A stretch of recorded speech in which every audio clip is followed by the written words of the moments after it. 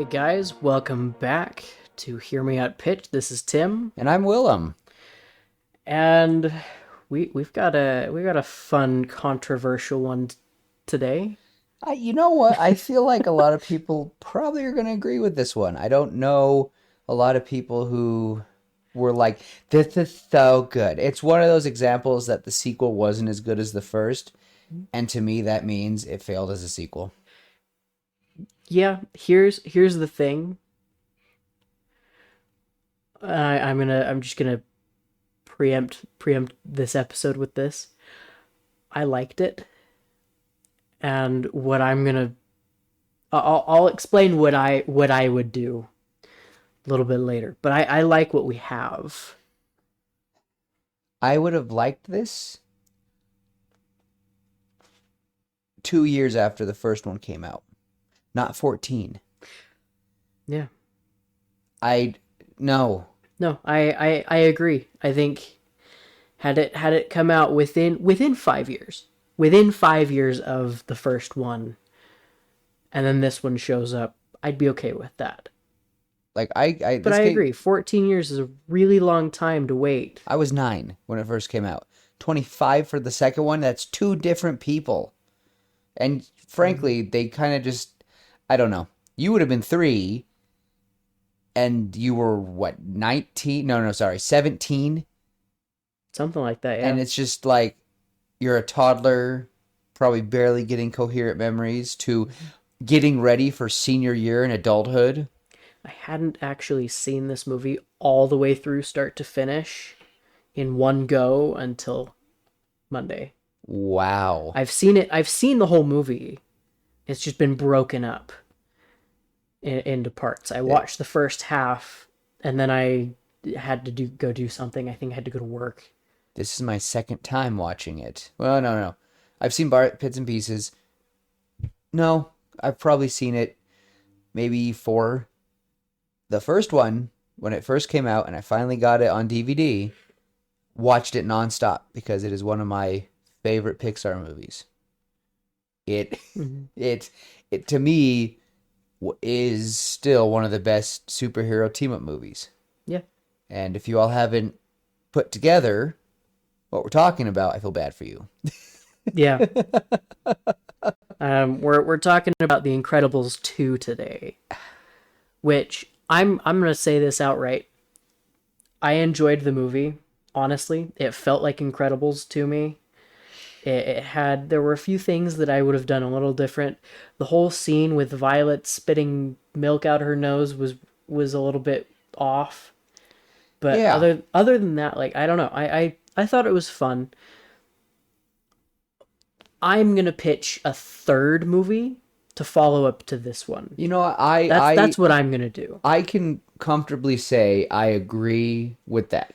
I can let this one go. Mhm. Kind of. I don't know, cuz to me it just I I I didn't like it as much. I don't think the tones of this movie. There were so many elements that could have been used. The first movie we watched, Mr. Incredible realized he is one of the last superheroes. Elastigirl, Mr. Incredible, and Frozone were the big 3, Mhm. and they were the last 3, essentially. We saw Gazerbeam's body, The last three well known. well known of that old age. Mhm. Like they could have been wiped out. Like every superhero registered at the time, those they were the last 3. Mhm. All of them were gone except those 3. And if there were any that were still alive from them, they should have. I don't know. Ooh. I. I don't know. Maybe I was just expecting too much because it was 14 years. But when I realized it Yeah. was gonna take place right after, when I saw that it took place seriously right after the first movie with the Underminer, I went, "Why didn't I get this when I was in 6th grade?" Mhm. I. Yeah. No, and yeah, I get that. And I'm a little disappointed myself. I do like that they stuck to the whole, they didn't change the art style. They didn't change too many of the voices. Obviously, a lot of the actors had grown up. The only one that gotten really is older. different was Dash. Yeah, Everyone else is the same. Even Violet was the same. I mean, Bob sounds a little older. Yeah, Dash sounds a little older. He still sounds like Dash though. He does. They got. I think they. I don't know if I heard rumors that they got the original actor's like younger brother or something, or they got like a relative of his. But they did it. They did a good job finding a kid that did that. But Yeah. And oh, what's his name? Mr. Dicker here at the beginning. his actor. Yeah, the voice actor for him passed away a couple years ago. He was and I can't remember his name at the moment, but he was like Disney icon. He made the Bounden shorts. He did a few other of. He did a bunch of the other He did shorts. a lot. He did the Sesame Street song "Ladybug Picnic." That's him Really? singing it. Yep. 1, 2, 3, 4, 5, 6, 7, 8, 9, 10, 11, 12. They all come in the Ladybug Picnic. That's him. So it's. Oh wait, no, that wasn't him. He did. No. I lied. Okay. He helped write that. He helped write that one. Okay. I don't believe he the one sang it, but he did sing my favorite one, which is the number 7 one, the Alligator King, and that one like plays in my head rent free. Like I'm pretty sure you've heard me like mutter a few like said the Alligator King too. Like I've probably hummed it a few times. Yeah. So if people ever say the number 7, I'm like Alligator King. Anyway, it's Samuel L. Jackson sounds exactly the same because he's Samuel M.F. Jackson. You know, it just how it is. Yes. Yep. That's just, and the MF has to be included. I don't care. And I don't, it's funny. It's a good joke. It always makes people laugh. Well, And he's a voice actor. yeah, you know the story behind that, the MF. Yeah. How he has such a bad stutter, and then he was told to just swear, let loose, and he didn't stutter once. Yep. No, Alexa, stop telling me stuff. Financial market update. No. No. But anyway, yeah, I'm gonna be honest. I liked the movie. I watched the first one a couple weeks ago, and then I watched this one, and it's really just a direct follow up to the first one, which I think is awesome. I wish we would like we said. I wish we would have seen this years ago. But I there's not much I would change from this movie. I think I may have liked to see the point made that these other heroes, these other supers that are younger and upcoming, or that have also been in hiding, I would have liked to see maybe one or two other heroes that maybe the Incredibles actually knew. But most of them being kind of the way they were, where they weren't well known because it was against the law for them to exist, essentially. Maybe they were more vigilante type. They weren't like they were the B class heroes rather than the A class heroes. Yep. Which it's so interesting in this world that they have heroes, never explain it, and they do explain. They never explain where the heroes came from, but that they were a part of society, and I do love that. I like that mystery. I don't want to know why they exist, why they have powers. Nope. Just they have heroes, and they have you are part of a coalition, which is ironic because that scene in The Incredibles is basically what the whole part of Civil War is about. Mm-hmm. Yeah. Should superhumans be registered? And if they do, because if they are registered, what can they do? What can they not do? I love how companies were like insured, all these things. Mm-hmm. But then when heroes are gone, the insurance changes, all that. It's different. And this whole sad, I will admit, the beginning of this movie with the Underminer, I don't know, they made it look like the Pars were going to be just epic in the beginning. And that's what I think bugs me, is at the end of the movie, they all look together and they're all going to take out the Underminer. But then it's not that.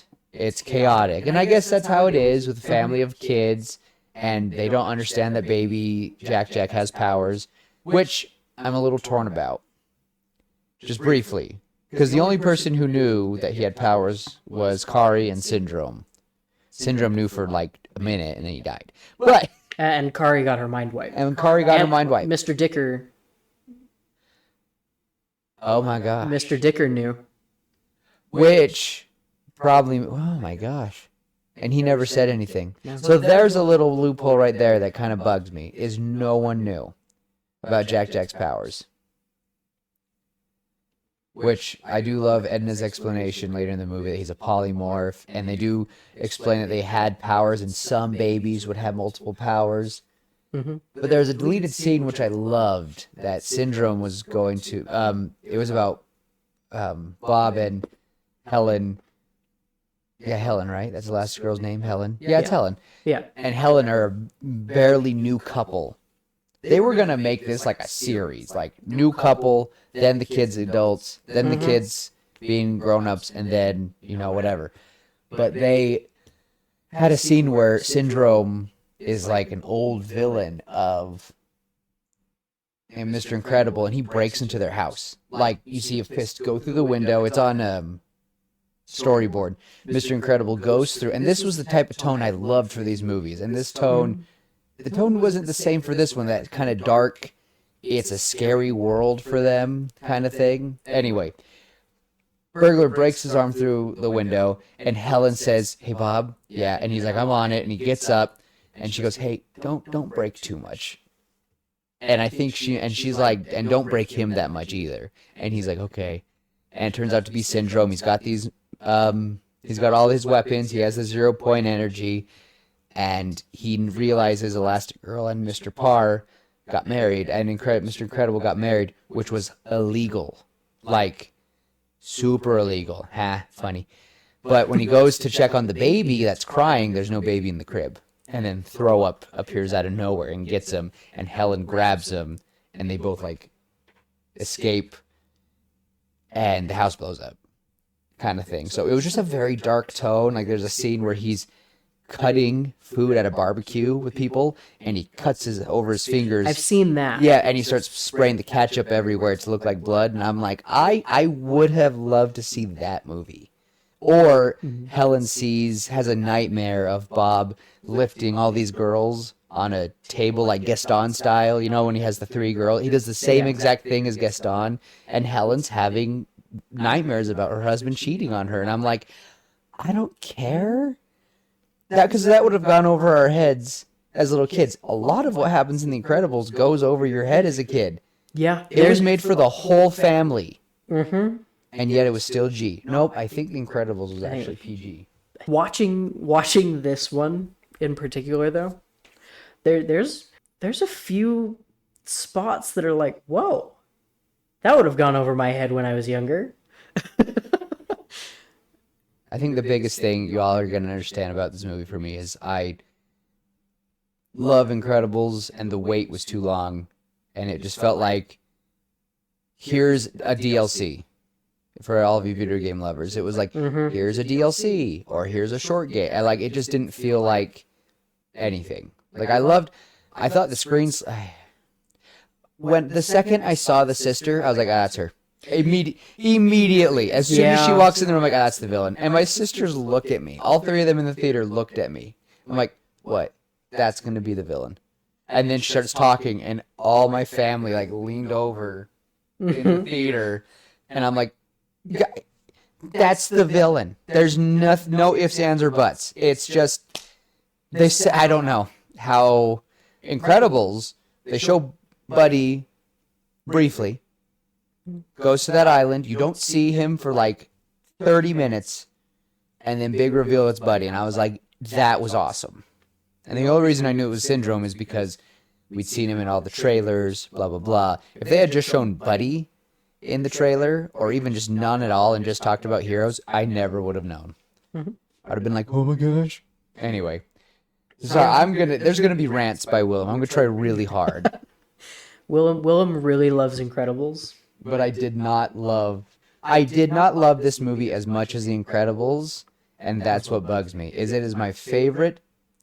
It could have been picked. They decided to do Cars and not Incredibles. Yeah, They that did does bother me. Monsters Inc., which was fine, and they did a prequel, so that one kind of made sense. Pixar has wonderful stories, but they did the wrong ones. I don't know, maybe they're like, we need to do what? Oof. I would have loved 3 movies. Yeah. I'm imagining there's a third movie after this one.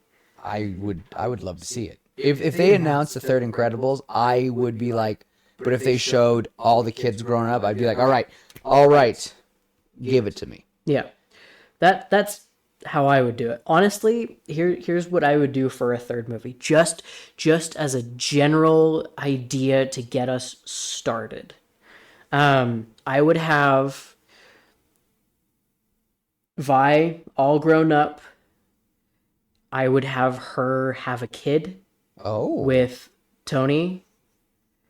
I would have her and Tony Reidinger having gotten married and have a kid. I would have Dash all grown up and maybe have a fiance. How old are they again? I think Violet is 14, 15. 14 or 15. And Dash is like 12, 10. And Jack is 10, not 12. 1 yet, right? No, he's not. Okay. Jack is. So were you gonna have Jack be the main character of the third movie? No, I would have the siblings all together, the 3 of them be main characters. I always imagined the focus on Jack as a teenager. Yeah, that would be fun. At that point, Jack would be Dash's age. Yeah. Which could be really fun. However they decide to go along with his powers, right? He's a polymorph. And for those of you, and you already knew this was coming, for those of you who like Dungeons and Dragons, there's a spell called polymorph, and you can turn into other creatures with that spell. It's a very fun spell to use. And that's kind of how Jack functions. He's able to turn into other things. He's able to, as we see in the second Incredibles, he is able to morph his face to look like Edna's, which I think is hilarious. He's got a bunch of other powers. So many. But the main one that I think we'd probably focus on is that. And I'm trying to decide with this third movie, right? I want Dash to be dating another speedster, because I think that could be a lot of fun. I think that'd be really cool. And I think Jack being a teenager, a young teenager, maybe 12, 13. I think it would be really cool to see, instead of the broody teenager that we always get with movies nowadays, with the angsty pubescent teenager that can't control his emotions and is just super angsty and cringy and just meh. I would like to see a more mature version who's clever. I want to see a really clever Jack, because Jack as a baby is incredibly smart. He is so clever.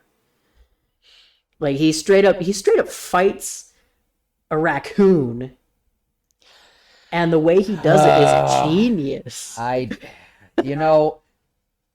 glad you love it. I'm glad you love this movie. I really do. I thought it was fun. It's a clever movie. I just felt like they were so. You felt let down because it was. I know, 14 years in the making. 14 years, and it was like, I think so many things. I think what bugs me is, we want to grow up with the audience. Mm-hmm.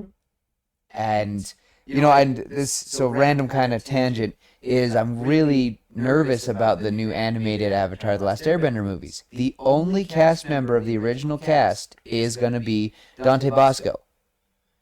Because, he's going to, I don't know, it just drives me up the wall. I don't know don't know what reasons fully. I know some of the actors were like gung-ho to play it, and I hope it wasn't just because they said no. I don't know why, and I hope they pick good things, but it's like, I know for a fact the voice of Sokka could have still rocked the voice of Sokka. Oh, The absolutely. girl who played Toph, I always She still sounds exactly the same, and maybe people are like, well, they want to be a little mature. I'm like, I sound how I did. Well, I guess they work. I don't know. They could put a mature Ed. I still sound and look how I did 5 years ago, 10 years ago, maybe not 10 years ago, but like you look back at my pictures, I look the same. I still look 12. It does. I'm just getting annoyed a little bit. Yeah. I think So one thing I would have changed with this that's what I want to this ask movie is what, because I feel like is I would have changed her appearance. Because The sister? she looks like a villain. Like just her appearance, the way that they drew her makes her look like a villain, and I don't want that. or like they have her like just sulking in the corner, and it's just like, but I mean, I get it. It's supposed to be showing that she's the background, she's the technician, and I don't know. I think it's just we've just watched too many movies that it was obvious. Because honestly, I listened to the movie, so I just had to sit there and kind of imagine it. But now watching it here, it's Can I also point out he's literally just Alistair Cray from Big Hero 6. more excitable. More excitable, but he runs- looks the same and he has kind of the same goals. He's basically his live action, the actor who plays him. It's just him being him. Like Better Call Saul. I don't know if you've ever seen any Breaking Bad or any memes. It but shows he's up on my YouTube. He's feed the all crappy time. lawyer Yeah. that he helps. It's all I hear is him. So I don't think I would have picked him because I can't take him seriously. This movie had so many cool concepts of this weird 1950s, 60s, but yet futuristic, modern take, and I was like, this is awesome. Syndrome's robots were amazing. Syndrome's tech was amazing. It was like, and I just feel like we got downgraded. But we're not on a billionaire's island anymore. We're not dealing with it. We're dealing with the real world more. And the city did get evacuated when the robot fell in the city, but this just, the beginning when everything just goes to crap for Mr. Incredible and it's his wedding night. I just needed chaotic because things sometimes don't go that way. And it's funny because there's these bonus features in the Incredibles movie and they literally have notes talking about how Mr. Incredible is he causes a lot of damage. But I don't know if you knew this about Mr. Incredible, is he kind of has an incredible sense. He knows when things are off. So when he rescues the guy who's jumping off the building, he goes, wait a minute.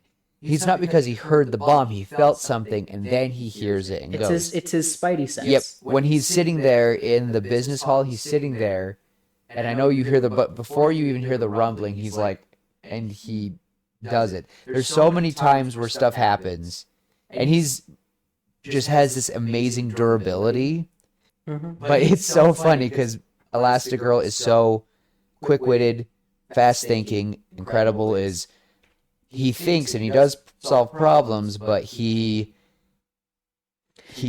will tackle it first. He's the classic brawn over brains trope.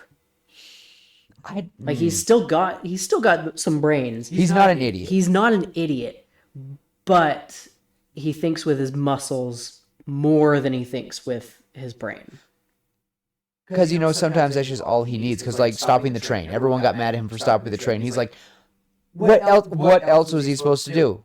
Everything was bad luck for him at that point. Bon Voyage, Buddy screwed the whole night up. If Buddy hadn't showed up, everyone would have been fine. Yeah. He saved Buddy. The thing is, he saved Buddy. He saved all those people. He saved that man from jumping off the building. Everyone hated him because of how he did it. What are we supposed to do? Just let the bus fall? Yeah. It's explained that it was perception. They weren't there. They weren't there. The people weren't there. They didn't, here's the thing. In a high stress situation, it's all instinct at that point. It's very difficult to think.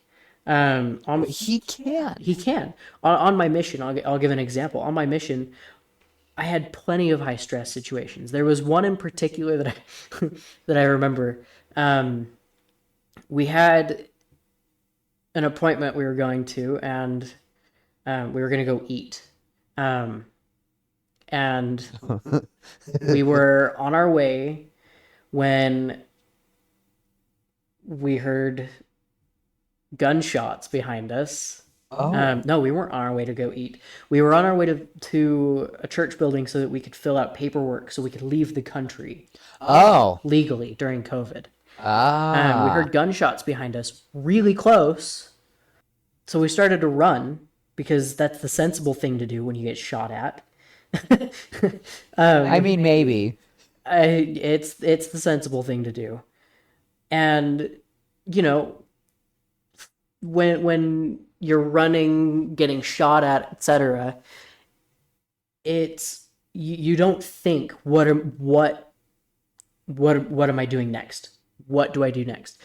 The only sensible thing to do was to turn down an alleyway to get out of the line of fire, as we could see the bullets ripping past us. Oh my gosh, Tim. Hitting the fence ahead of us, We turned. We got out of the line of fire. It was all instinct.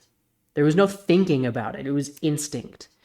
And it's the same situation for Mr. Incredible, right? He's got this strength, but when he's in those high stress situations and everything that he's doing requires strength, his strength to do it. He's not going to sit back and think, okay, well, let's see what's the most effective way to do this without causing so much damage. Well, he says it in the movie. He's like, I'm Mr. Incredible. I roll with the punches. I roll with it. When he's fighting Syndrome, jumps off the edge, doesn't know it's the bottom, sees a pool, lands in it, sees the bomb, swims away, and that's the best he's gonna do. When Syndrome is monologuing, what does he do? Sees a tree, click, acts, and he acts so afraid. He does such a good job, and that scene is one of my favorite scenes. He's like all scared and acting all like, and Syndrome at that time is just like, I got you, I want you, you're dead, and bam, tree to his face. And if he just, oof. And he was ready to take Buddy out after, too. I'm like, there was no waiting. When he's sitting there staring at the robot, he realizes the only thing that can penetrate it is himself. And he's like, give me this. And he thinks so different. Helen does kind of think on her head. No, she doesn't. That's not the phrase. Is that the phrase? Think with her head? Yeah. She's on her head. She's doing a handstand going, how do I beat the screenslaver? Mm-hmm. But I don't know how Bob would have solved the screenslaver thing. I don't know how he would have done the bus thing. He probably would have tried to stop it like he did the first. Actually, he probably would have gone, I can't do this again. Yeah, probably. He would have been like, not again. Not again. I can't, no. And he probably, honestly, I would imagine him getting a panic attack from it. Maybe. Or just like memory flashes, PTSD kind of thing. He just, because I just wish that people brought that up. Like, Mr. Incredible, you're the one that was the first domino. Mm-hmm. You caused this. And I wish we would have seen that more in the first movie. Ugh. Yeah. Well, anything else you would have changed? So, along with the sister, I know that's a brief thing. It isn't a bad movie. No, it's not a bad movie. In as just like a general thought, this movie I would give it a 7 out of 10. Just it's a good movie. It does pass. I'll give it a 7. Maybe 7.5. Maybe 7.5. I can't say it's bad. No. All the characters look similar. I smile, I laugh. It's cute. I love Jack Jack. Jack Jack is adorable. He was. You know what I would like to see? Done right. Done right. I want to see a TV show, just shorts, kind of like Doug Days, But with Jack Jack, but with Jack Jack. I'd watch those. I would love those. I'd love it. One of my favorite things to watch growing up. My dad can attest to this. Anytime we'd watched Incredibles in the last week, we'd watch Jack Jack Attack and the Jackalope Yep. thing. I love the bonus features for that movie. Did you have the bonus feature DVD? The second disc. Yep, the second disc. Yep. Yep. Most people have no idea what the And second it has disc all is. the superhero catalogs, and some of them are hilarious. Yep. Mr. Universe wouldn't ask you to take off your face, and the random thing, or the dude with microscopic vision. He's like, I can't stand a messy bathroom. They leave hairs, and you're like, what the? They're just having issues. And then you hear some of them, before this interview was conducted, she died in a jet turbine. You're like, oh, dang. Mm-hmm. But yeah, I would love to see a short show, a bunch of shorts like Jack Jack Attack, just displaying his powers and Jack Jack. I want more of Jack Jack. He's adorable. He is. Jack Jack is adorable. I'm not equipped to handle a baby like that myself. Or a baby in general. Or a baby in general at the moment, but yeah, Jack Jack's cute. And really funny. he's so freaking smart too. You listen to that Beethoven, and I love in Jack Jack Attack when it first starts, his eyes and his eyes straighten, and you're like, oh no. I don't know. And everyone could just kind of riff on me and be like, well, it just doesn't. No, I was disappointed with this movie. It's not what I wanted. I kind of got bored with it. And for me, it doesn't. I feel like it's a movie in the universe. It fits. I don't know. You know what I would have wanted? I would have wanted her at one point. Because I love how smart she was. Mm-hmm. The villain. We can call her Screenslaver, or I don't know. I forget her name at the moment. Evelyn, thank you. Evelyn was smart. She's very smart. She had Elastigirl in freezing temperature so that she couldn't stretch. Just same thing as with Mr. Fantastic. I was like, that's awesome. I thought that was really smart. But I wish at one point she goes, what? Why? Why are you doing this? Elastigirl's asking, why are you doing this? She flips on a TV and we just see Syndrome. And she's like, I looked into Buddy. I looked into everything about him. And a man with no powers, look at what he did. Look at all that he did. It shows the list of all the heroes just gone. Knocked out all those heroes. Someone without powers did that. Mm-hmm. And that's inspiring. And I'm like, he had no powers. And I kind of would have liked to have the same feel of you can't count on anyone, especially your heroes. Just that idea that there are people out there who don't trust the heroes. She lost her faith in the heroes after her parents were killed. And I wish that would have been kind of brought up more. And she briefly talks about it. She was very cynical to Helen. She's like, oh, you think you could just trust me? Why? Because I made a few gadgets for you. Mm-hmm. She was so cynical, and I liked it. I just would have liked more of her. I just felt like we focused too much on Bob. I don't know. It had to do a lot, and I don't know. They tried to be as balanced as the first movie, but It was hard to be that balanced. It was hard. The first movie, I can't think of anything that I would change. In the first movie? Yeah. No, absolutely not. Like, this is amazing how she's riding the electro bike, and you think, like, oh, she had some skills back in the day. Like, it showed, like, what she's like, because Helen's, everyone's probably like, well, she's like a mom, she's doing this, but her body is elastic.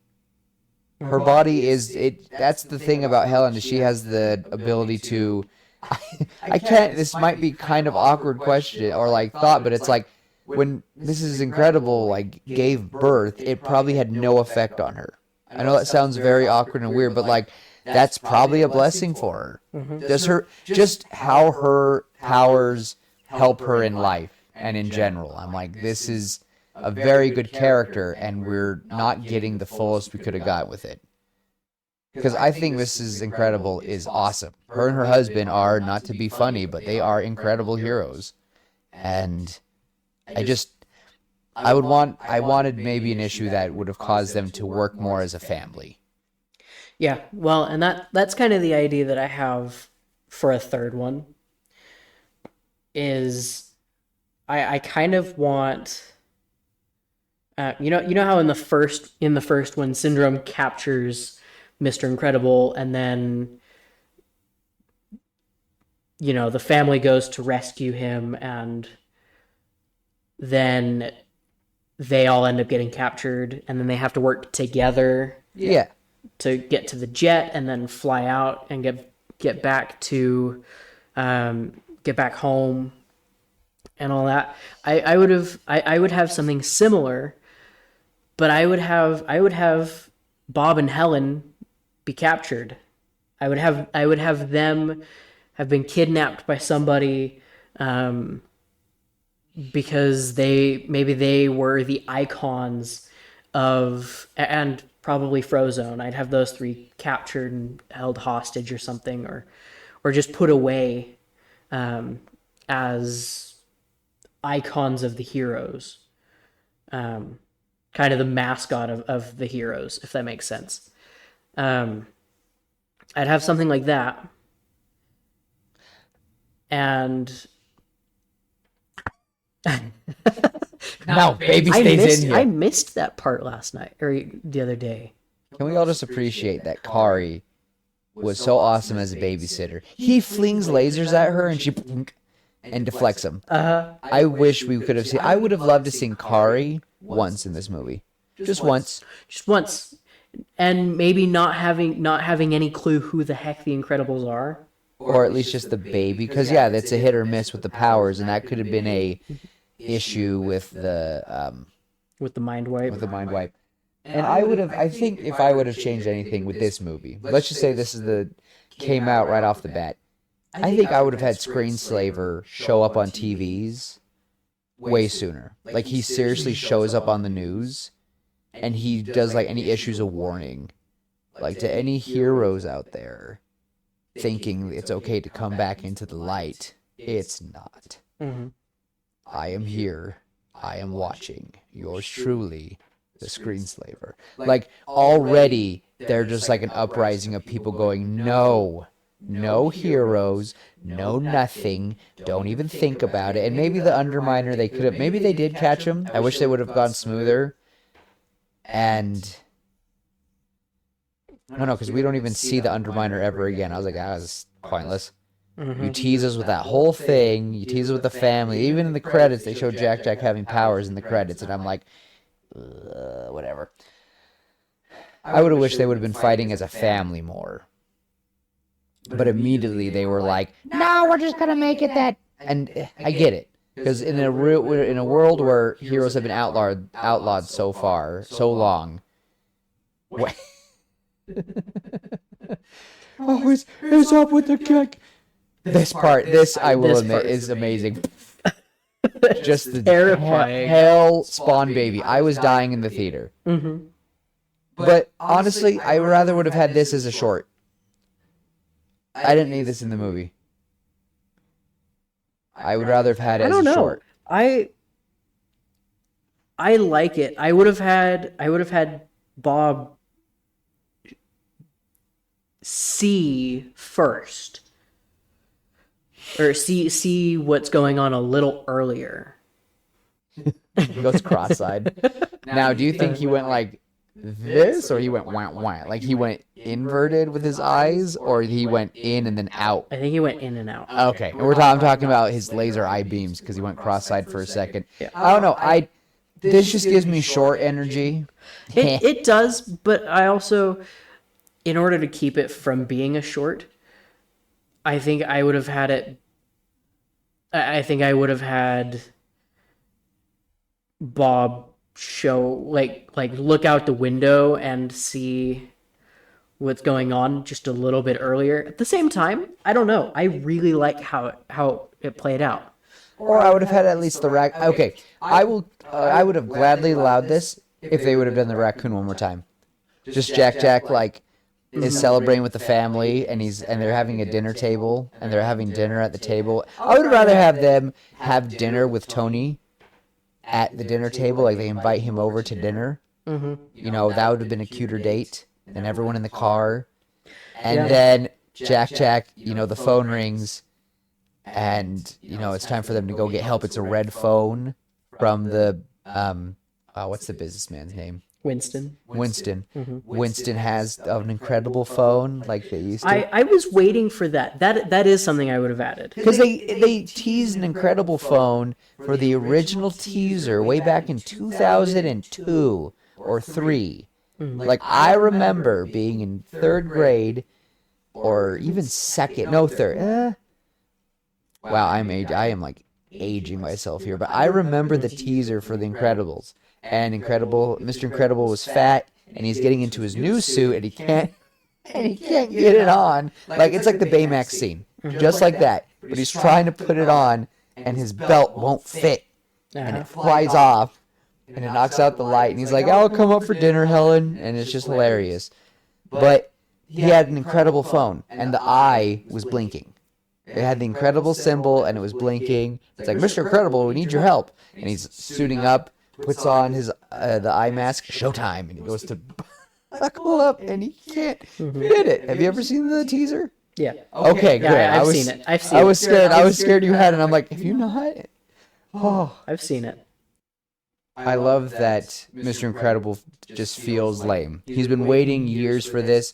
He finally helped people. He saved the day, and he's kind of sitting down, and it just shows him how much it hurts. I think they did a good job with that. Because this was his life. Mm-hmm. He was Mr. Incredible first. Bob Parr second.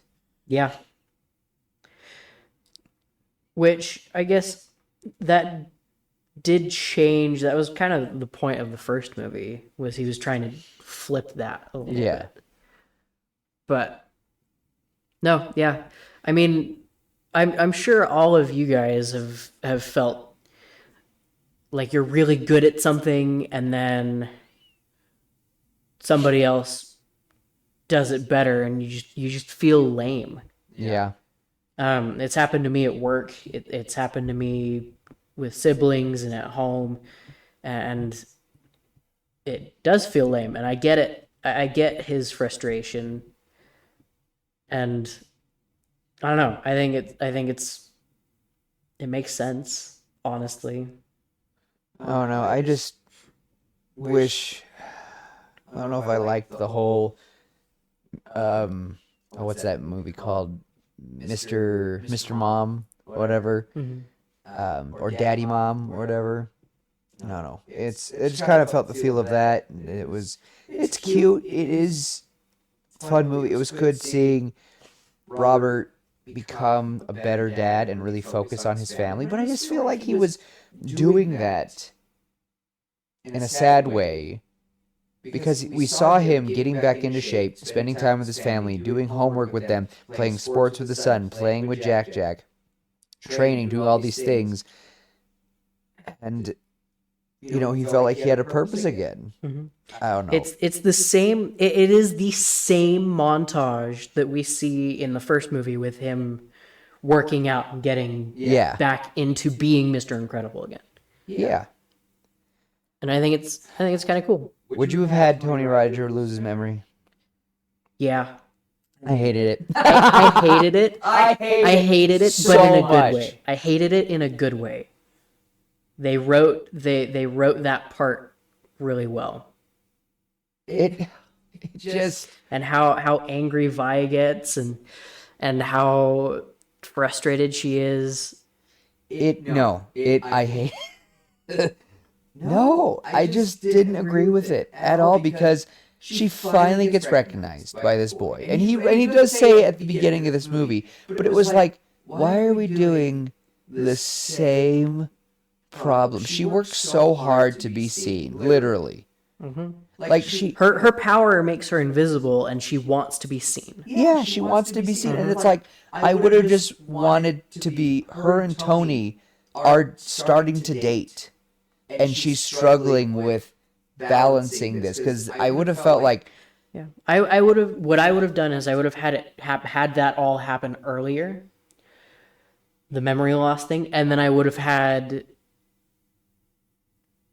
the whole situation move forward faster. So they do start maybe at the end of the movie, they are dating, yeah. like together. But at the same time, I don't know, the way that it went, I feel like if we did that, it would just feel like too much is going on. No, I just At the just would have it said would no feel memory wipe. cramped. I would have just said like maybe the beginning of the movie they briefly I don't know. I didn't want this. Or I felt like they went at a totally different angle because I feel like the whole world had been talking about the incredible family that saved the day from that giant robot. We don't even hear about Syndrome or the giant robot in this movie. If it's supposed to take place right after, why aren't we hearing more about it? Why it just felt like we glossed it. So many things went unsaid. This giant island, we don't even see Mirage. And like there were so many characters that could have been gone. You could have done a second movie and it would have been awesome. I would have loved the Screenslaver. I would have loved in the second movie just to be the sister of the CEO, the sister of a CEO who loves Incredibles, who is like advocating. He's like, you saw what they did, and then they have other people going, yeah, we saw what they did, and it's the whole movie is the fight for heroes and supers. That's like the biggest thing is really trying to integrate heroes back in society. We have like maybe Dyna Guy had a sidekick who's finally trying to fill up his shoes. We have people who are relatives to old heroes who are like, our family members died because of that madman, and and now we can finally give them recognition. I don't know. It's just there were so many things that I just felt it's fine. The feel of the first movie and this movie to me just don't. It's different for sure. I do agree. It's a different feel, but I do still feel like this movie is incredible. This is incredible. The Elastigirl saving all these people is incredible. But it's so,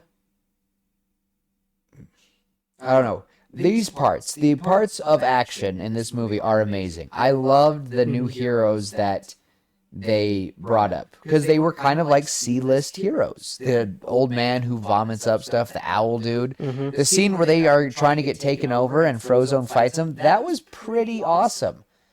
But I think it would have been cooler if it was the whole Incredible family at that point. Yeah. Like, let's say they're just trying to do their own thing and the Screenslaver is, like, causing all these revolts. He's the one, like, causing people to be like, no supers. Like, we see the effigies again. Like, we're not doing this again. We don't, like, thank you for saving us from the giant robot. But go back into hiding. And then we have people showing up. Like, I wanted there to be more of a conflict. Because it felt like the whole public is so, and it's so sad for me because this Violet we see right here with that hair is the same Violet we saw at the beginning of the first movie. The hair is starting to go in front of her eye, and it's Oh, Yeah, we're seeing the angsty teen. the angsty teen's coming back. Uh-huh. And I didn't like I want- said, I want Jack in that third movie that I was talking about. I don't want Jack to be the angsty teen. I want him to be the Sorry, Violet's face. Uh-huh. It was Dicker, and you're like, that's a funny name to scream out. It's funny anyway. But she just, I would have liked this conflict to just be about. She has to maybe cancel a bunch of dates on Tony. Tony is scared he doesn't think she likes her. He's like, I'm finally, and maybe even Violet like call the arms and the disposal. It's just, oh, Tim, I'm so glad you love this movie.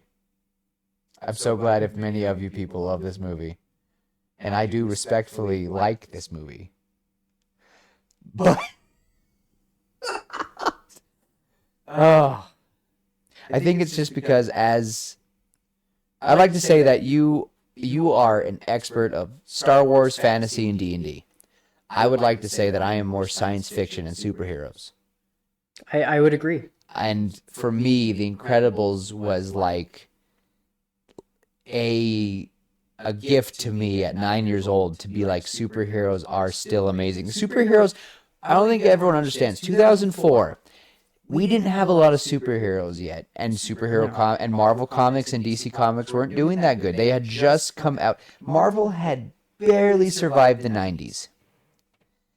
And this movie helped inspire a new wave of kids to like superheroes again.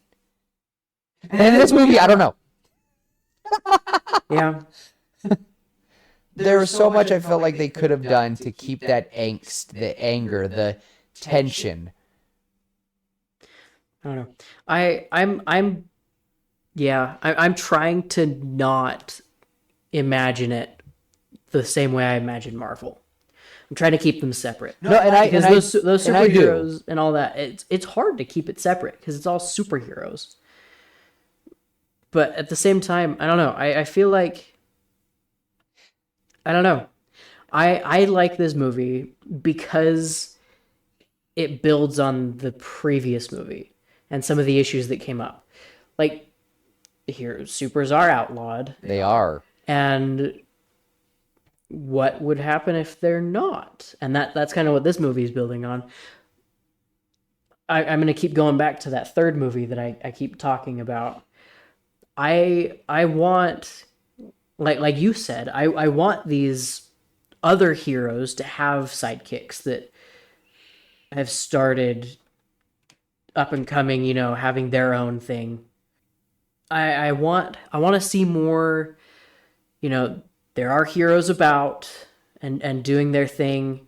I also would really like to see the kids have their moment, have their superhero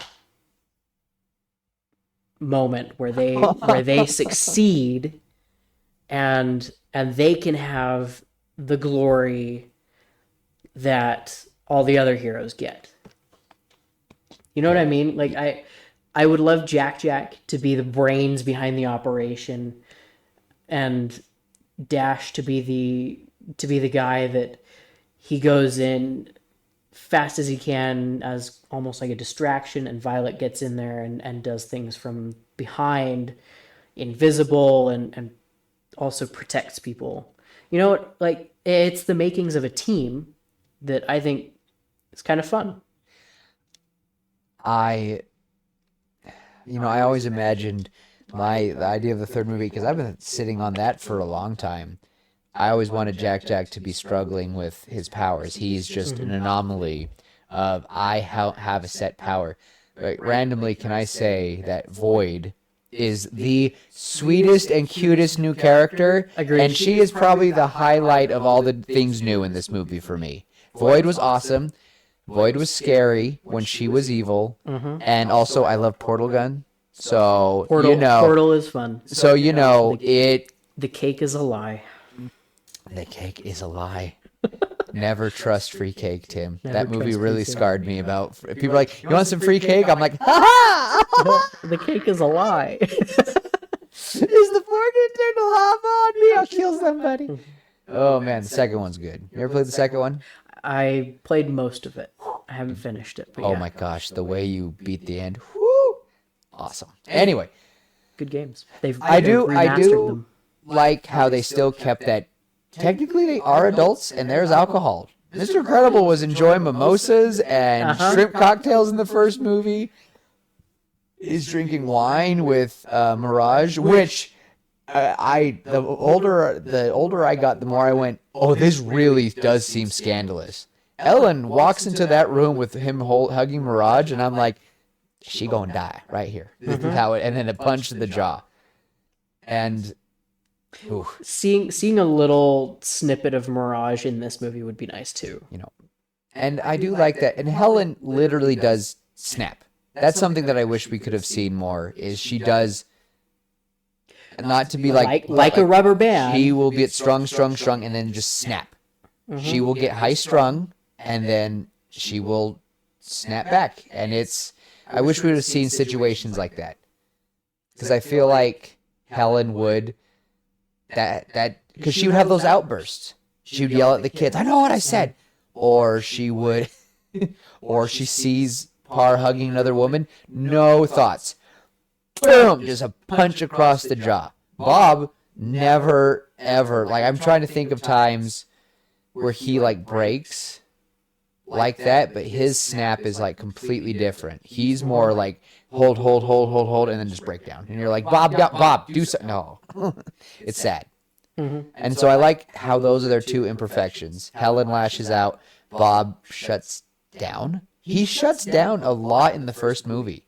He says, I can't do things. He kind of, gives up a few times. Though he's a man that's, funny enough, will try to hold the weight of the world, and it will overpower him. Yeah, he tries to be Atlas and ends up. And Elastigirl Prometheus. can stretch to her limit, but she still snaps. It's ironic about those two characters, and I'm like, I wish we could have seen more of that. I Yeah. hate this scene. I also, I would have changed. But the water coming out her nose. Water coming out her It hurt. nose. Oh, and it's just... The thing is, I've had that happen. Oh, Hurts. I threw up once because my uncle made me laugh so hard. My wife threw up through her nose a few months ago, and it was, it just made me feel so. This scene was just not needed. And her eyes, it looks so painful, and that's why this bugged me. That Tony lost it. I do like how accurate they got her. You're how right. accurate they got that. They did But, this scene so well. Nothing about the way that any of these characters act or do is wrong, but to me the story just is wrong.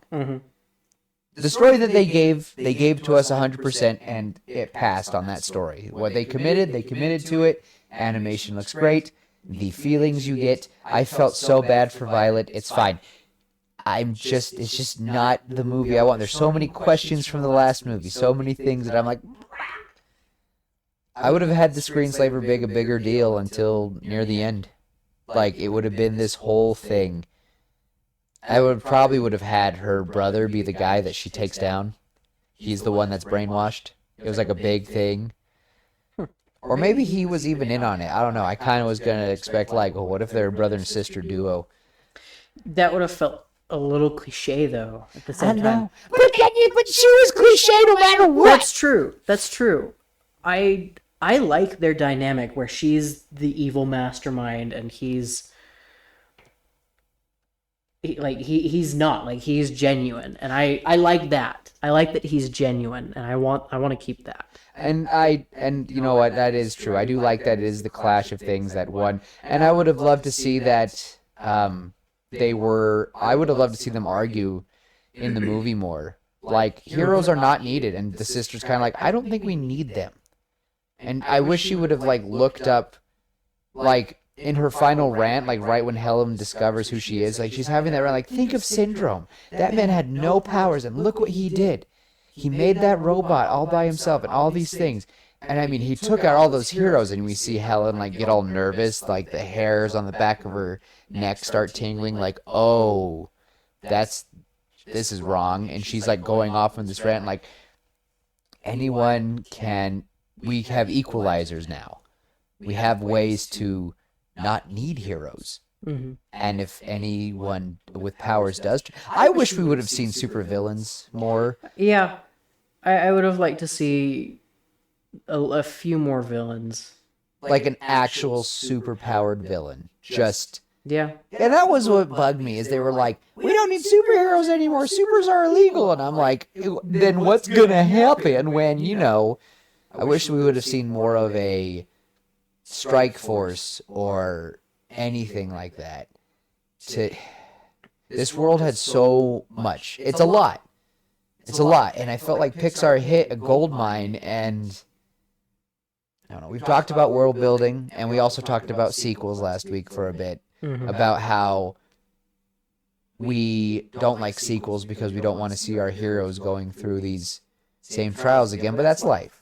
It really is life. But your boyfriend just doesn't lose his memories. And that it just it's another ick of me from this movie. It's drives me up the wall. But this scene, oh my gosh, the amount of people that had epileptic seizures from this movie. I was like, to Pixar, you didn't think this through, did you? Even I don't have epilepsy, but I had to like look down at the floor for a bit in the movie theater. I was like, wow. Ooh, like this scene was so good. All the clocks chiming, all the hypnotic stuff. It was a little bit like, I don't know. Like she was doing too much to make a villain. I think I would have liked him to be an actual villain. Maybe he was a previous sidekick of another hero. Nah. I like that he was just a pizza boy that Just a pizza got boy? brainwashed. The thing is, I would have had her have multiple screenslavers. Like she captures another one, and then another screenslaver shows up, and then people slowly start getting the masks from her herself. Like a type of cult, not a cult, but a following. Mm-hmm. And at the end of the movie, we just have all these people wearing it, and then she flips it on and like can control everyone in one go, becoming like a hive mind type deal. Like this was so well done, but dang, it hurt my eyes. Yeah.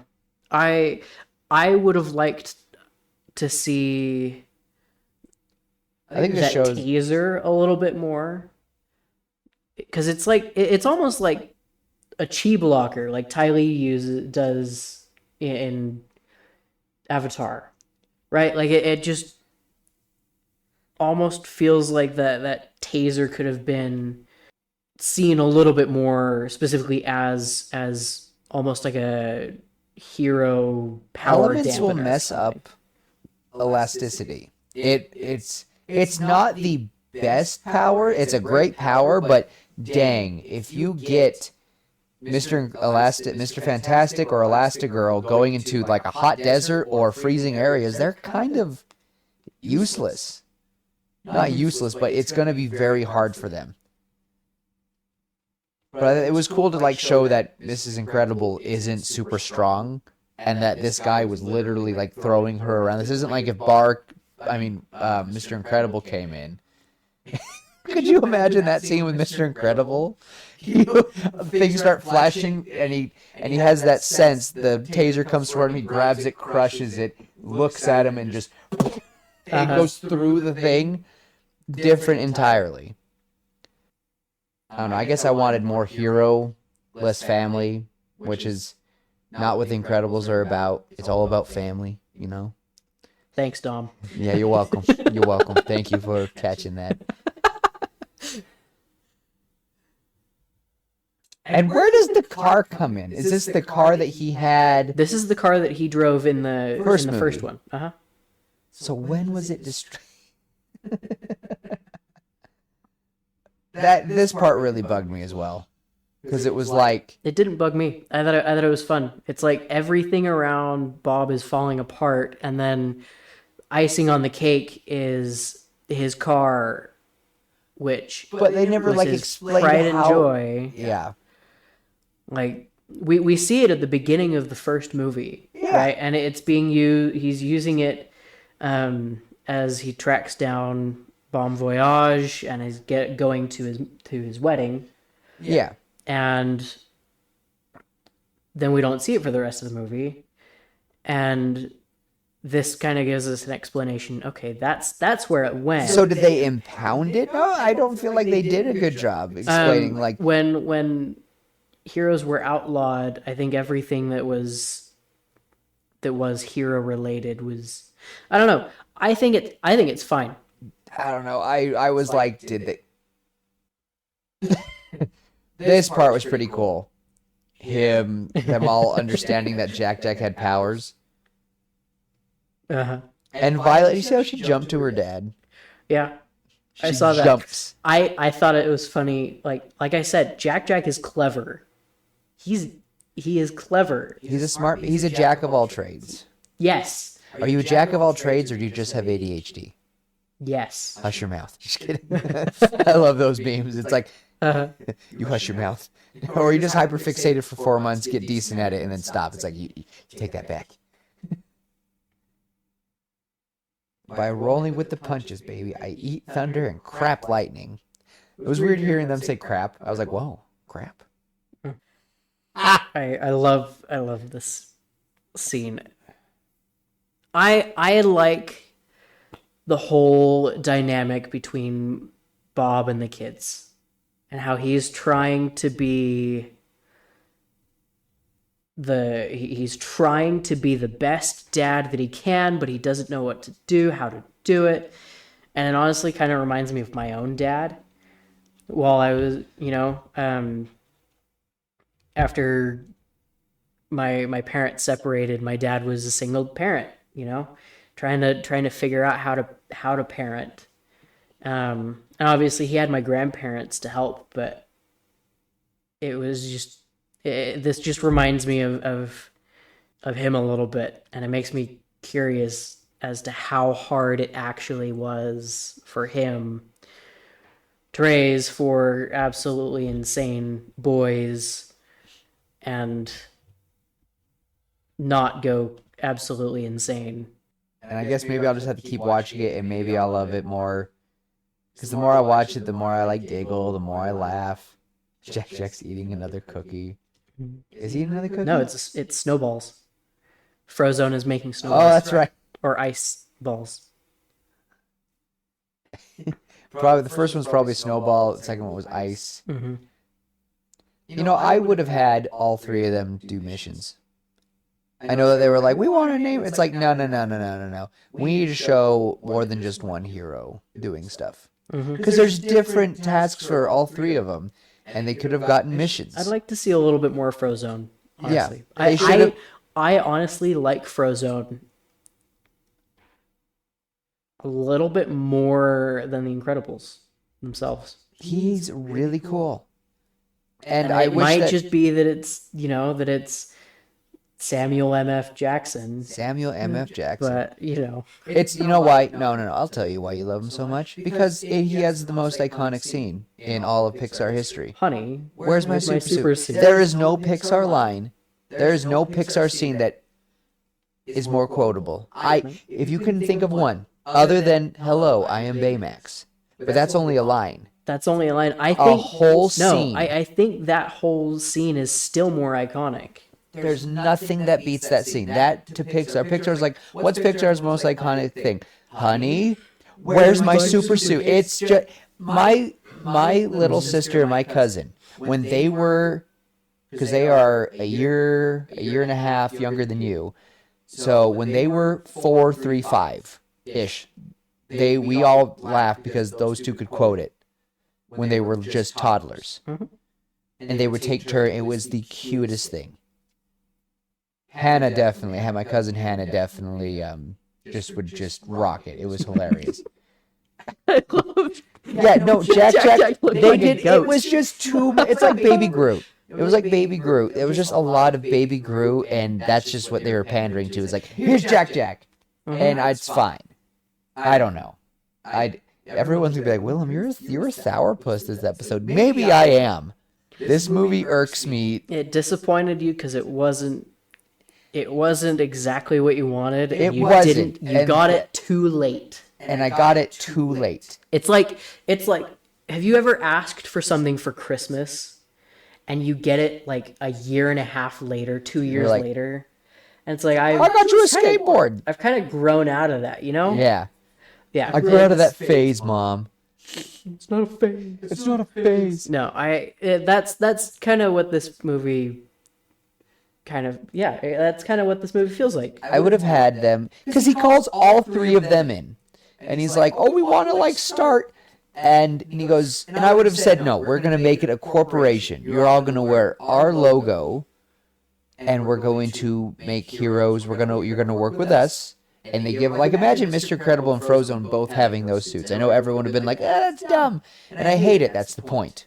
We're going to get to that, is that it's going to be like a stricter version of the Accords. It's going to be like the Accords. They can only do missions when they're told. Mr. Incredible's kind of hating on it.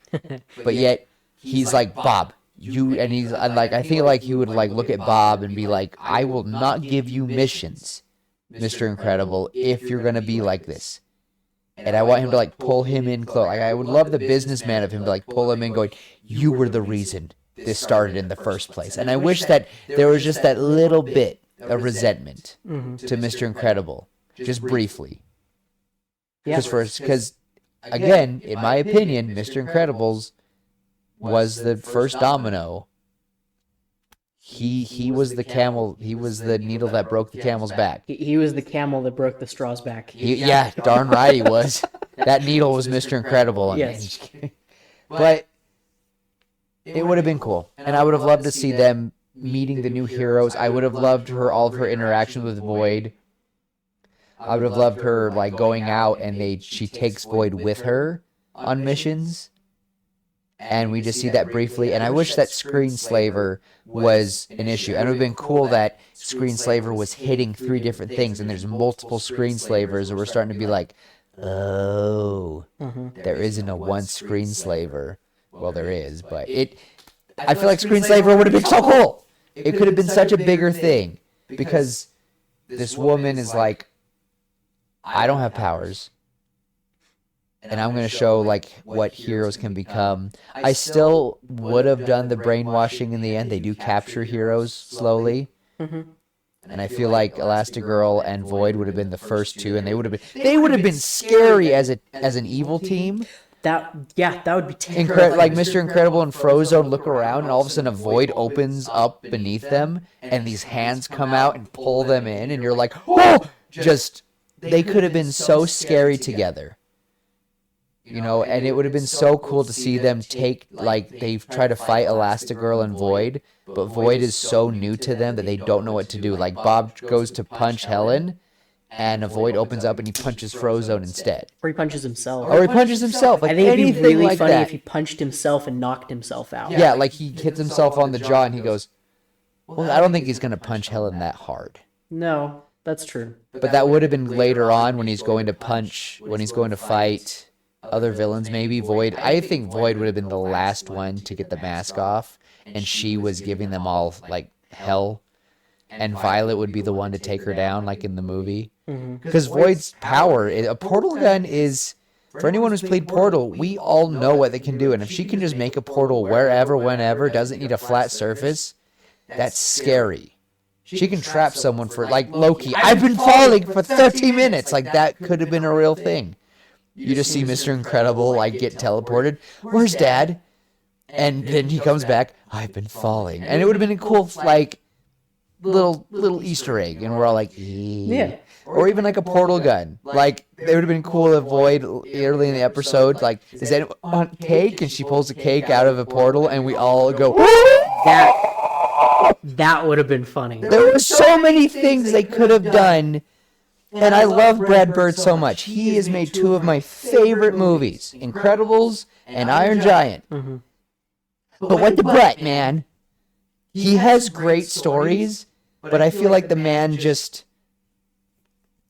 I need to have a conversation with him. Be like, I want to know more.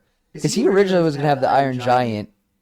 It was going to show an army of giants getting ready to come to Earth. And like the second one was going to be him fighting him or something. I was like, I don't know. I don't know. I would have just had the main focus be was just the population versus heroes. And I felt like, and it would have kept many of the elements for this movie. I wouldn't have minded that. But I definitely think we should do a third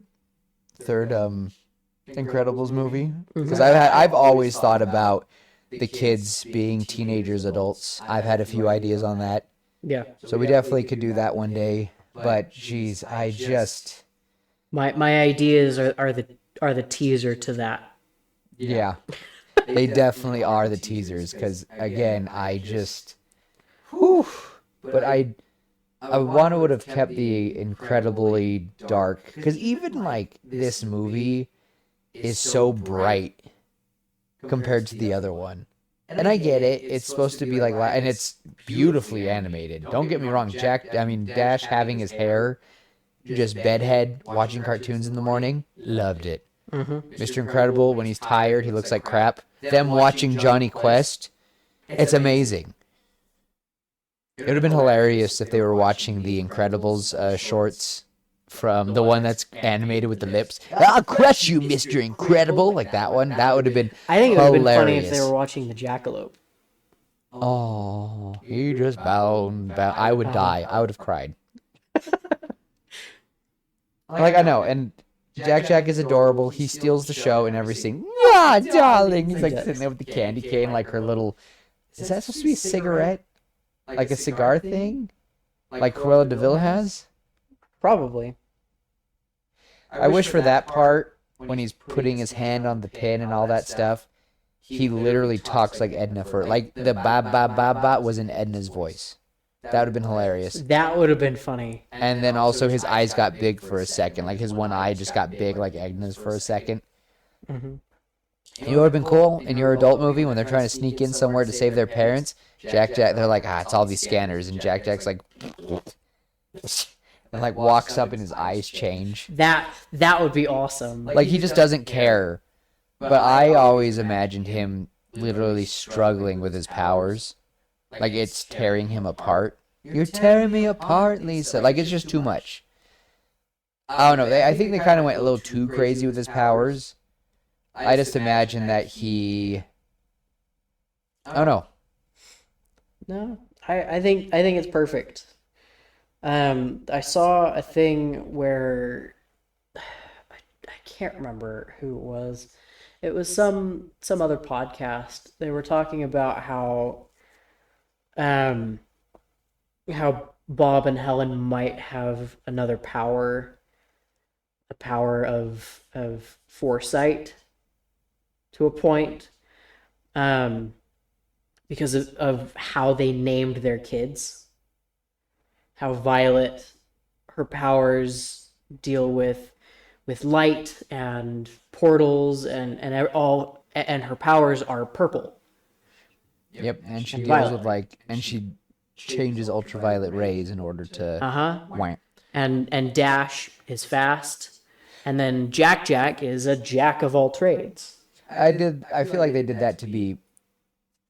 The only argument I have is that I heard a theory that Jack is that they waited until the powers came, sort of thing. Like, because they had because Jack's almost a year or so, and they were like, oh, he doesn't have powers. That means that literally like a month or two in of this baby being born. Like, could you imagine a baby like humming and vibrating on the floor because he's trying to move, like his little arms are just moving, and they're like, all right, I think I got a name for him. So they're like, and they put him on the ground, and he's like they do the cute thing where the baby holds your fingers and it walks on its own. Imagine Mr. Incredible does that with Jack, and all of a sudden Dash is just like pulling him really fast for a second, and they're like, oh, he's super speed. And they look at each other, Dash, and they like say the name at the same time. And then, or when Violet just like turned invisible, like Mrs. Incredible's like, it shows her with the nursing blanket over her, feeding her, and looks down, the baby's there. She's incredible. I mean, not incredible. Oh my gosh, she's invisible. And then they like see that later on, or then like the shield comes up purple. So some people speculate that they waited until the powers manifested. So I've always imagined that it's more they foresight. it's foresight. I mean, his name is technically Dashel Robert Parr. I don't know. And Violet. I don't know. Or it could just be a pun.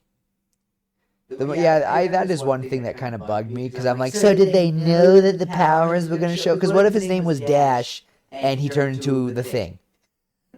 Like, lame. I like the idea. I like the theory that it's a little bit of foresight. Like, not enough. That could be like the Spidey sense kind of thing. Mr. Incredible named all the kids. Like, he's just like, Dash. And she's like, what?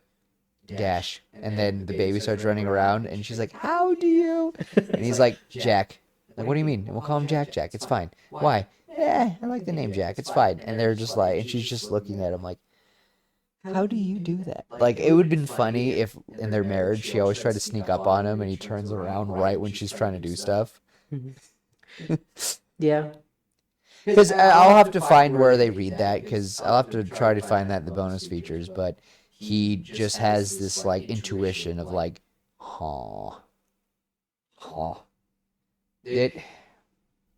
Baby Blaster! Pew, pew, pew, pew, pew, pew. They're causing all this damage. I do love that they live in a mansion of an eccentric billionaire who went in and out a lot, and he had to use all these exits, and I'm like, yeah, come on, guys. I wish Bob would have been like, oh, this is Phyronic's house or something. Mm-hmm. And you would have been like, oh, that's sad. Because that really bugged me. You're like, oh, it was an eccentric billionaire's house. And I'm like, guys, Bob knew all these heroes. He knew darn well what it was like living in Secret Identity. Which, I mean, you saw his car. I wish they just would have mentioned about the car randomly. I wish they would have just said, they said that they were going to destroy it. That they said that it was destroyed. They said that they were going to destroy it. They took my car. Like, I wish he would have said that more in his stammering. Say they're going to take my car and destroy it. They could take my car. Now they're selling it off at secret auctions. My car pulls out the thing. Not today. Like, and he presses the button. Like, that was amazing. Mm-hmm. Ooh, and Lucius's that means this man had that whole apartment to himself before he got married. Mm-hmm. And she moved in. Because there's no way they would have allowed him to install that into a new home after he got married to Honey. Everyone laughs like, her name's not Honey. Honey wouldn't have let that happen either. Honey would have let that happen. She's like, no. I can't imagine. Because he wasn't married yet in those interviews. Super babes. They like to get I said, girl, I love that interview so much. I don't want to even know your alter ego. If you told me you were, people have a theory that the woman that was interviewing them was Honey. So that's just fun. This scene, oh heavens. This scene was pretty well done. It was well done. It's not bad. I just have beef. And that's the only issue. And I do love the snow. Mm-hmm. And Christmas! The cold never bothered him anyway. Plot twist. Honey's actually just Elsa. Yeah, Void to me was very scary. Yeah. I wish she would have appeared right then and there, like in the house. Or do you think you're going Frozone? I wish she would have been a bigger threat. Because it's a portal gun. I'm sorry, but everyone who's played the game, you know that thing. We've all thought of scenarios of what a portal gun would do, and to have a woman who could like this scene right here. Dash couldn't run away. Dash goes to run away, and she just catches him, and you're like, oh crap! Like it would have been cool if one time he goes through the portal and she just grabs him by the back of the neck and picks him up, and you're like, oh dang. I just wanted more of that, more of Violet, Dash working together like they did in the first movie. Yeah. And I do love that they do work together really well at the end. They do. And I just wanted more. I wanted more of the family working together. I do love that the Incredible still had his records in him. Oh, also a pet peeve of mine lately with a lot of hero media, whether it be video games or comic. People have been saying secret identities out loud way too much in movies and stuff, and it's pissing me off. Like I was playing the Spider-Man 2 game, and Mary Jane walks up to Spider-Man at one point and holds his hand in front of all these people. I'm like, Mary Jane, stop it! You're gonna give it away. Or Miles does this. Everyone didn't like this new costume, but he makes this new costume in the game where it shows his hair, and it's the same darn haircut that you see Miles throughout the whole game, and you're like, Miles, you have very, very recognizable hair. You can't just do that. Yeah. At the same time, there is something to be said about secret identities working. In fact, Matt Pat, game theory guy, I love Matt Pat. he's awesome. He talks about it in his movie theory or the film theory series, and he's talking about with Superman and how just putting on the glasses thing would work, because nobody would expect that a big superhero would in reality be, a nerdy glasses wearing And Clark Kent always, Clark Kent hunches over. hunched over guy. You wouldn't believe it. No, and it's the same thing with, maybe Spider-Man. Like, you look at Spider-Man and you'd think with everything going on, there's got to be an adult behind the mask, but in reality, it's a kid. It's a kid, right? And I don't know. It's the same thing. Not Mark Hamill. Henry Cavill sat in Times Square for like an hour. Yeah. Leaned against the building. And he was wearing glasses. Wearing a Superman shirt. No glasses. Just wearing a Superman shirt. He had a jacket over it, but you could see the Superman shirt under. And he was standing with a billboard with his face on it, and nobody recognized him.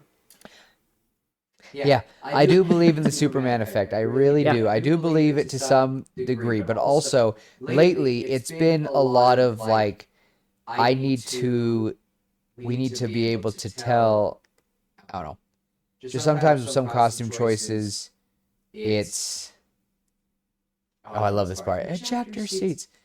I don't know, but again, she calls out Dash randomly. They'll say or Dash screams out Violet at one point, and you're like, God, secret identities, come on. This is supposed to be a bigger thing. And I don't know, this is supposed to be, you're supposed to have two waves of it. I don't get the boat thing. It's supposed to be a symbol where on international waters you sign. It's a thing that they do with more than just this. So it's an actual thing that people go out to international waters. It's an actual thing. When you're signing a big decree, sometimes you'll go out to international waters to symbolize that you're signing it for the world, not for that country that you're in. If that makes any sense. So, do you think that the whole world banned superheroes? Or do you think after America did it, I think other countries followed suit? I think it would have been more of like, United Nations, NATO kind of group, we're banning superheroes, and then everybody else is like, oh, that's a really good idea. I just always think of that woman. It's time for their secret identity to become their only identity. And which just hurts me because to some of these heroes, this is their life. This is who they become. Some of them, their secret identity doesn't exist. Yeah. Like their superhero identity is their identity. Yeah. So hiding in plain sight for them was hard. And so that's how Mr. Incredible was. Mr. Incredible was who Robert was. And then, again, I love Void a lot. Mhm. I think her character. And I'm not saying that because like, oh, like woman's got a like, but she's terrifying because she just can make two portals whenever and ever, and Violet and her have similar, and she's so smart too. Mhm. Because right now, Mindslaver isn't controlling her. I don't think. I just think they just have a thing of you're going to, this is your objective, fulfill it. Yeah. But I really would have had Void been a bigger threat, especially because she's so excited to be a hero, Mhm. and it turns out that she's probably what she could have become one of the worst villains. I don't know how I feel about the smart pad. Terrifying. She is terrifying. I like the smart pad. I think it's smart. Hey, little baby, where are your parents? I don't know. It just every Jack scene just felt like Jack attack, and it's Makes sense. I guess. Yeah, night vision. They look good, right? See, it would have been so cool if they, when they all got brainwashed, they're all wearing the same suit, and it's his company's logo, and you're like, oh, Mhm. and they're like calling out his. I don't know. I definitely wanted I really would have had three of them because I want more Samuel L. Jackson more. I want to see Mr. Incredible him work together more. It would have been cool to like have a collaboration of them, being the big three again. And it even shows them standing like in that one statue they have, because that statue is Frozone, Elastigirl, Mr. Incredible. They were like the main heroes before the everything fell. So that means they must have worked together a few times. And it would have been cool to see them as a team again and loving it. And Screenslaver is always in the background. It's fine. This has been an hour and a half of Willem ranting. And thank you all for coming. Thank you for coming to our TED Talk. Thank you for coming for my TED Talk. Yep. I think in the end is just growing up with this, it just felt like too late for me, but yet it was still good. And there's Void again. Void is so awesome. I will rant about Void. Void was probably the highlight of the new characters for me, out of anyone. The owl guy's pretty cool. I thought Crush was kind of lame. Yeah. It's like all I do is crush, and it's like, okay, so are you telekinetic? Are you telekinetic? You can only crush? I don't know. Some of the powers, I'm like, eh. And I should say that Dyna Guy, I believe, did not have powers either. I believe he was also a man who just created things.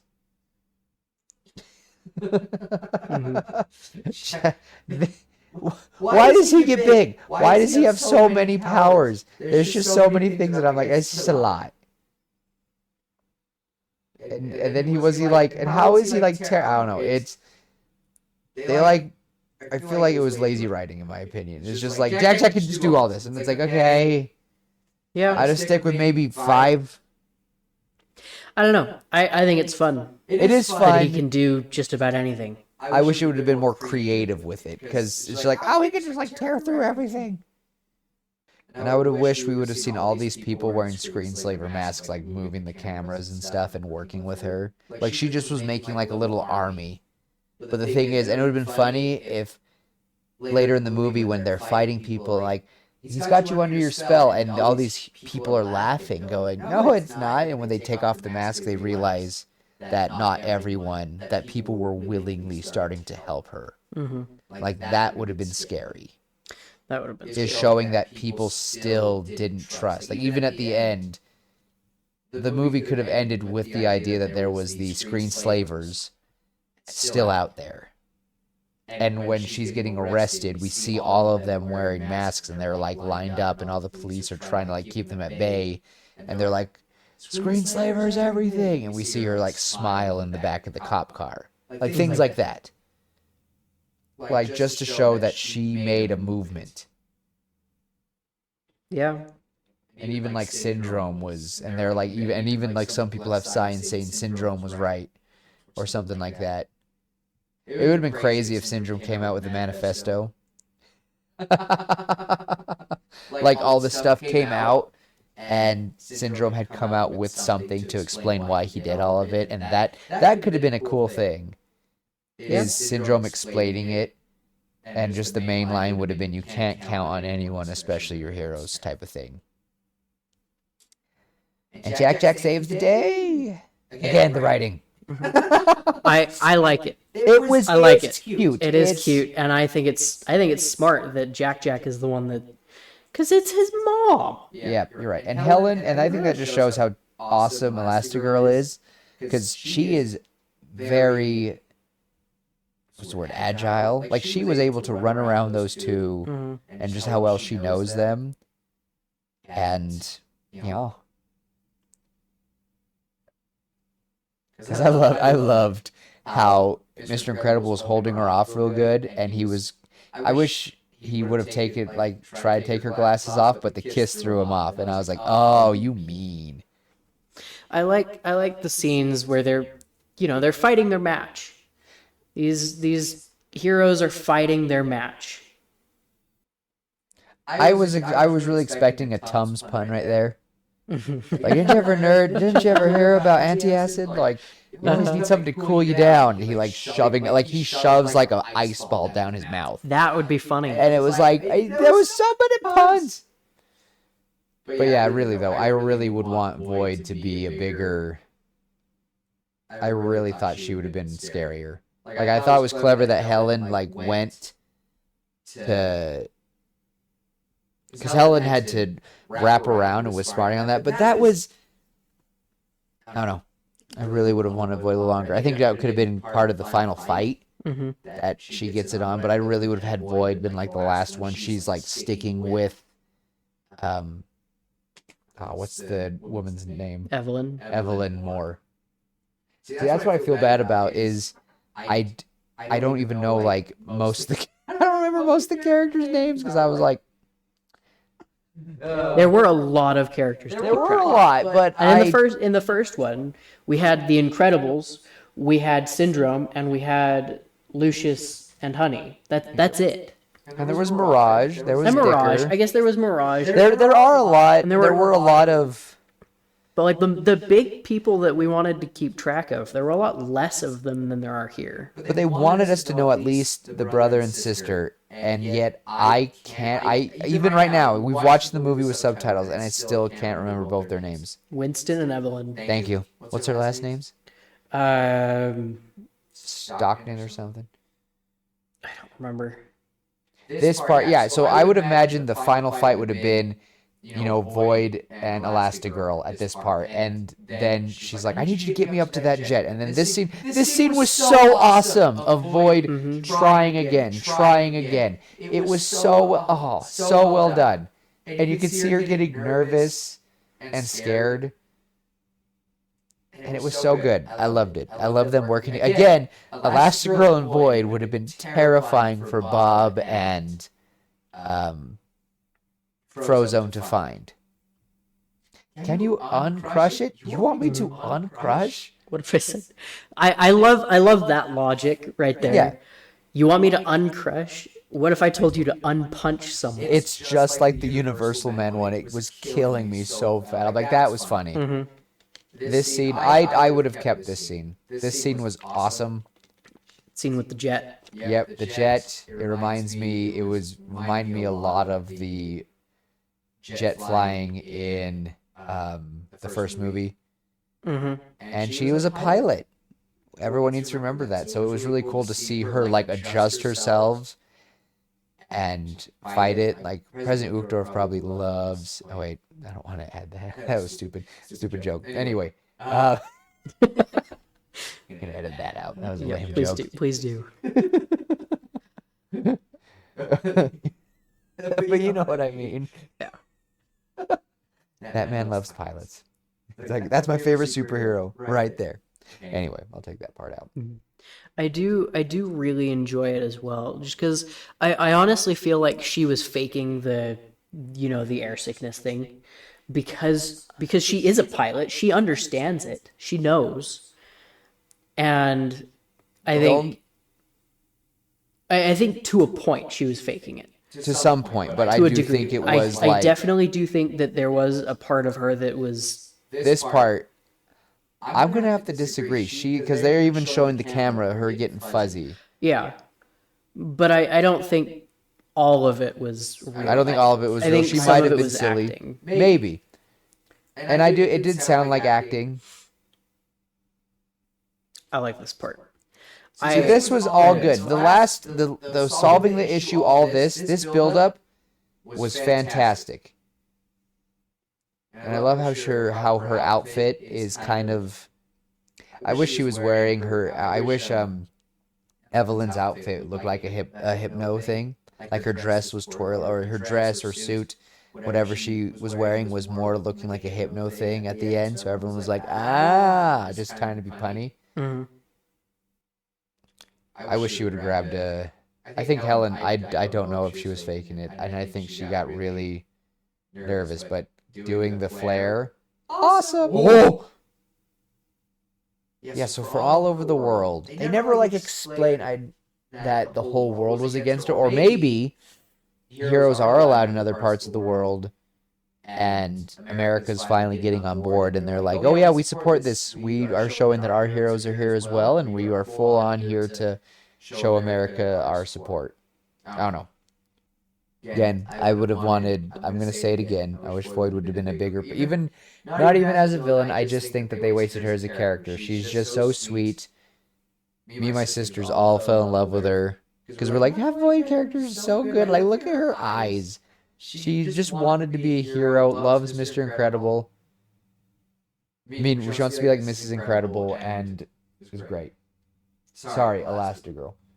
Mm-hmm. See, I wish they would have had that like a press conference. So are you going to go by Mrs. Incredible or Elastigirl? And they were all, like that would have been a funny controversy at some point. Cause she's like, oh, no, Elastigirl. And like, well, you got an eye on your chest, so, you gotta, still fall for that. And, Incredible Elastigirl. Yeah, and so everyone like, and then someone could say that, and, we see, right, it's kind of like the idea of like, are you going to remove your maiden name? Like that kind of question. And she's like, no. Yeah. It's almost like like an actor, right? When you're an actor, you keep your name. Yeah. When you get married, you keep your name. And I think it might be a similar situation. That would have been a very like cool thing for her, because like, is she Elastigirl? Is she Mrs. Incredible? Because right now she's got the eye. So is she Mrs. Incredible or is she Elastigirl? That could have been maybe a slight small conflict at the beginning. Are they the Incredibles? Are they a unit? What could they be? And maybe when they bring out the costumes for the company, they're like, oh, and Helen, or they don't probably know their secret identities at this point. So they said, oh, Elastigirl, we didn't know which one you wanted. And there's two. And one has the I and one has the E, and we just see Bob kind of staring at her, kind of like, what are you going to do? And I wish he would have just been, I would have wanted him to be like, I would do what you want. I would have wanted her to be like, I'm good, thanks. Edna's my... That's true. I made a promise to Edna. Or Bob made a promise to, or Mr. Incredible made a promise to Edna. Something like that. Well, I mean, I wish they could have said at the end of the movie. Maybe they got it sprung on them. Like, here's the deal. In order for us to, and I wish that when Bob explains later in the movie, I don't know. And I guess if we went again, it just bugs me that Tony Reininger in the middle, and then at the end their thing. It's like, no, I would have just had it never. The issue would have been Violet. This is a first date. Yeah. This is a first date, and the family is taking them on said first date, which is kind of... You're right. And I just think that it would have been more of... Because they're going to the movies. She's getting the popcorn, just like in the first movie. But it's like, I knew that was going to happen 15 years ago, 14 years ago. I don't need you to do the movies now. I don't know. I I don't know. It also like it shows that they're a little old fashioned. They are old fashioned, but I just would have had more of her Violet's struggle would have been balancing. Like the kids are now realizing, oh, human life isn't as hard. I mean, not human life. Superhero life isn't all as it's cracked up to be.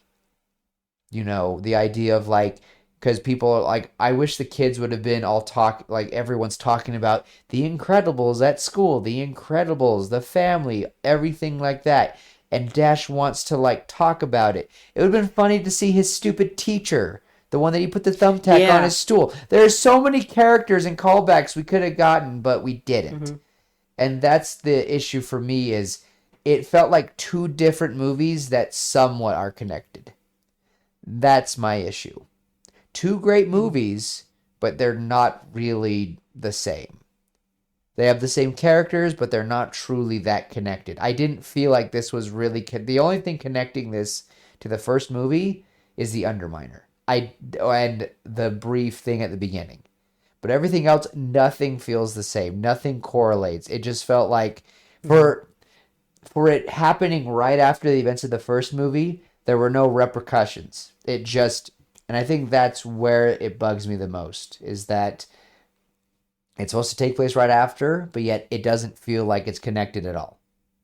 Maybe that was the point. I personally don't agree with it, but that's just me. I think I think what could have helped with that is if they had brought the Underminer back, and he actually, they defeated the Underminer. I'm gonna say this. I liked the movie the way it is. I wish it had come out 14 years 14 years earlier. The 14-year wait for this movie wasn't worth it, but it's still a good movie. It is. It wasn't worth the time, but it's still worth watching. I will treat it like I treat Man of Steel. It's a good movie, but to me, it's not The Incredibles. That's a good way to put it. Because, like I said, I think that's the final point I'll make. Like the final nail to summarize my whole thing is that nothing to me connected this movie except a few characters. It just felt so different from the world of the first movie. Nothing felt the same except a few places here and there. Edna's home is probably the only place where I'm like, that's recognizable. Everything else was just different. So I wish Syndrome would have been brought up more. I wish the teacher would have been brought up more. I wish we would have really focused on the repercussions this had on their family. They were showing that in the beginning, and they were terrified of what they were going to do, relocating again. But for this company and corporation to work with them and to give them a chance to be heroes as well as support their family, it would have been Bob's dream. And for them to maybe do shifts and work back and forth or work together every now and then, and Violet's trying to make up excuses of why she can't hang out sometimes, or she's babysitting, and Tony's like, why are you always babysitting? Like he's visiting, and Dash is annoying them while they're watching a movie, and Jack is and Jack manifests powers, and she's like, you gotta leave, you gotta leave, you gotta leave. And it just hurts Tony's feelings, and he has no idea. So there's just anyway. Yeah. Oh, it was a good Pixar movie. It's a good movie in general. Yeah. It's a good sequel. I'm glad you loved it. I'm glad that it just shows that we don't come into these movies both agreeing all the time. Yeah. Me and Tim have different opinions, and this movie is an example of it. I just, oof. I love the new characters. There's not a new character in this movie I didn't hate. Maybe some of the minor heroes just look goofy to me. But other than that, they all were good. But again, I think I've said this like 20 times, so I'm just going to be done and say thank you, everyone, for coming and talk with us. I'm glad our episodes are longer. I hope you guys appreciate those, that we're getting better at it. I feel like we're getting better at it. And I hope so. I love this. I love that we do this. It's something fun for me to do in the week, and I'm glad Tim agreed to do this with me. So thanks, buddy. Of course, buddy. Thanks for inviting me to Oh the my show. gosh. I think this is episode 25. I think it's 24. Okay. I think it's 24. I think you're right. 24. Whoa, I got scared for a because I second. posted for 23 last week. Dang it, Tim. Oh. But yeah, anything else for anyone, Tim? No. I've said before, I hope you guys can be someone else's hero, and I hope you guys tell your heroes what they mean to you if you're able to. And just try to be a hero. Don't try to be a villain. Try to be incredible. Try to be incredible. And with that, everyone, we will see you later, pitches.